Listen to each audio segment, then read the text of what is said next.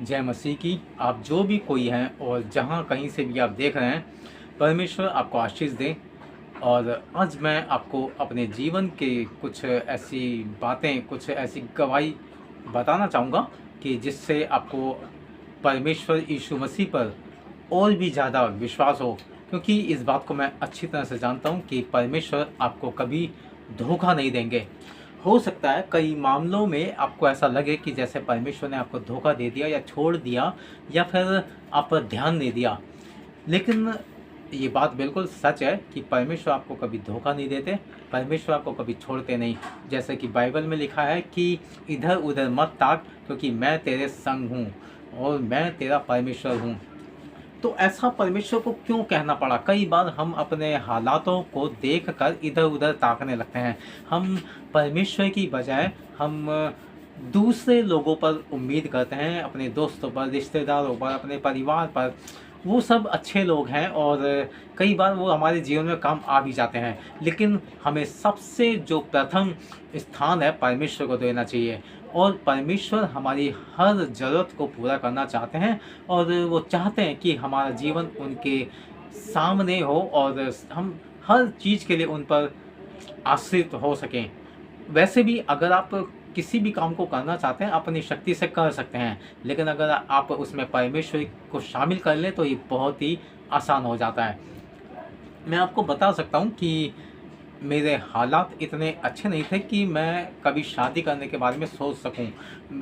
जब कभी लोग मुझसे शादी की बात करते थे तो मैं घबरा जाता था, क्योंकि ना तो मेरे पास कोई घर था, ना मेरे पास कोई अच्छी नौकरी थी और ना ही मेरे पास कुछ इनकम का कोई साधन था।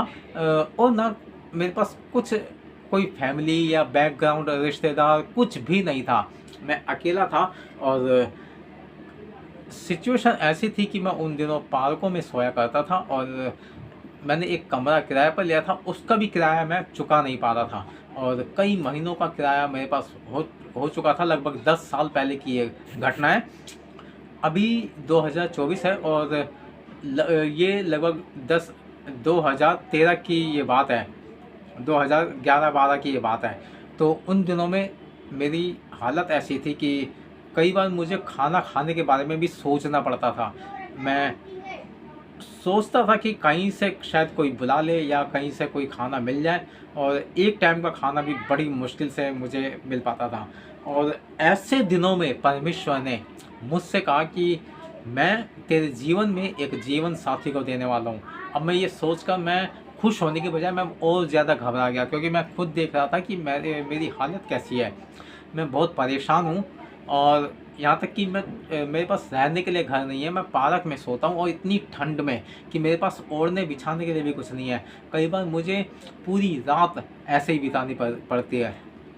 तो मैं आपको ये बताना चाहता हूँ कि परमेश्वर ऐसे हालातों में आपका साथ देंगे जब आप सोच नहीं सकते।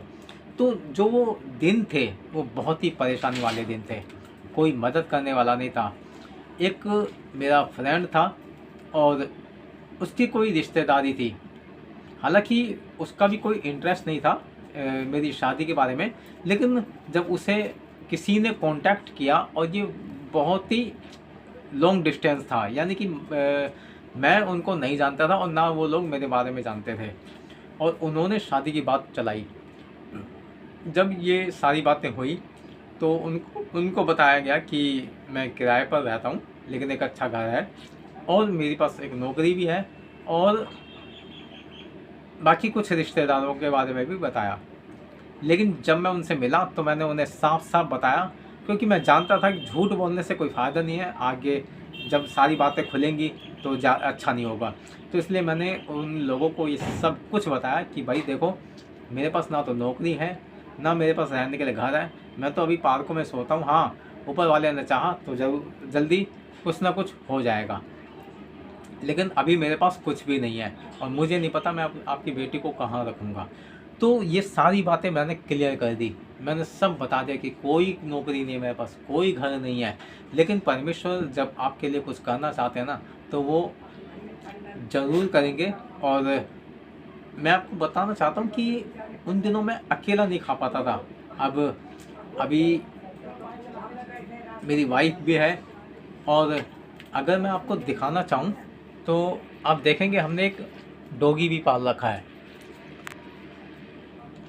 तो वो डॉगी उसका भी खर्चा लगभग 2000 रुपये महीना लगभग आता है, और उसका भी हम खर्चा अफोर्ड कर पा रहे हैं। तो ये सब कैसे हुआ? ये सब उस परमेश्वर की महिमा है कि जब मैं खुद अकेले अपने आप को नहीं खिला पा रहा था, मेरे पास रहने के लिए कोई जगह नहीं थी, लेकिन परमेश्वर ना समय के साथ इंतज़ाम करते हैं। कई बार वो इंतज़ाम शुरुआती स्टेज में होते हैं, और ऐसा नहीं है कि आप मंजिल पर पहुंच गए, लेकिन आप एक रास्ते में हैं और आगे की मंजिल और भी अच्छी होगी। तो परमेश्वर आपको कुछ देना चाहते हैं, कुछ बढ़ाना चाहते हैं, लेकिन पहले वो चाहते हैं कि आप पिछली सारी बातों को भूल कर आगे बढ़ें। अगर मैं यही सोचता रहता कि मेरे पास कुछ नहीं है और मैं साफ मना कर देता कि नहीं मुझे करनी नहीं, क्योंकि भाई ये पता नहीं आज भी नहीं है और कल भी नहीं होगा, लेकिन आपको आगे बढ़ना होगा परमेश्वर पर भरोसा करके। जब मैंने परमेश्वर पर भरोसा करके सब कुछ साफ साफ बताया, सच सच बताया, और मैंने उस शादी के लिए हाँ कह दी, तो शादी भी हुई। और तब से लगभग आज 11 साल बीत चुके हैं, और उन लोगों के सामने मैंने सब कुछ साफ साफ बता दिया था कि भाई देखो, आपका परिवार हिंदू है, आपकी लड़की भी हिंदू है, लेकिन मैं क्रिश्चियन हूँ, और उसे मेरे ही तरीके से रहना होगा, उसे मेरे परमेश्वर को फॉलो करना होगा। यही मेरी एक शर्त है। अब देखिए, सारी कमियां भी मुझ में, घर भी मेरे पास नहीं है, मेरे पास नौकरी भी नहीं है, कोई फैमिली बैकग्राउंड भी नहीं है, कुछ भी नहीं, और शर्तें भी मेरी। तो आप अंदाज़ा लगाइए कि ऐसे में कौन किसी की शर्तें मानेगा? वो कहेगा भाई ना तो तुम्हारे पास नौकरी है, ना कोई काम धंधा है, ना रहने के लिए ठिकाना, ऊपर से शर्तें भी तुम्हारी, हम क्यों माने? तो वो दूसरा लड़का ढूंढने की कोशिश करेंगे जिसका अपना घर हो, काम धंधा हो, चाहे छोटा मोटा ही घर हो, चाहे झोंपड़ी हो, कुछ तो हो। लेकिन मेरे पास तो वो भी नहीं था। लेकिन शर्त भी मैं नहीं रखी कि भाई मेरी शर्त यह है कि मैं ऐसे ही करूँगा, और मैं अपने परमेश्वर को फॉलो करता हूँ, मैं यीशु मसीह को फॉलो करता हूँ, मैं यीशु मसीह का चेला हूँ। तो मैं चाहूँगा कि आपकी बेटी भी उसे ही फॉलो करे। उसे आज से ही उन सब बातों को छोड़ना होगा जो उसने अपने पिछले अब तक के जीवन में बिताई हैं। और इत्तेफाक की बात है कि वो जो मेरी वाइफ है, उन्होंने भी इस बात से एग्री किया, उन्होंने भी मान लिया कि हाँ, मैं अब सारी पिछली बातों को छोड़कर नए सिरे से यीशु मसीह के साथ चलूँगी। तो मैं आपको ये समझाना चाहता हूँ कि जब आप परमेश्वर के पीछे चलेंगे, यीशु मसीह के पीछे चलेंगे, तो परमेश्वर आपको बहुत कुछ देना चाहते हैं। अभी जिस जॉब में मैं काम करता हूँ, वहाँ पर मेरे साथ सेम ऐसी सिचुएशन थी। वहाँ जब मैं स्टार्टिंग में लगा तो वो मुझे 12,000 रुपये सैलरी दे रहे थे, और संडे की कोई छुट्टी नहीं थी। और उनका यही नियम है कि भाई वो किसी को भी संडे की छुट्टी नहीं देते, सैटरडे संडे वो छुट्टी देते ही नहीं किसी को। मैंने उनके सामने पहले एक हफ्ते कुछ नहीं बोला, और मैं कहता रहा। फिर मैंने अचानक ही अपनी शर्त रखी कि भाई देखो, मैं संडे को छुट्टी हर हाल में लूँगा, और सैलरी भी ज़्यादा लूँगा।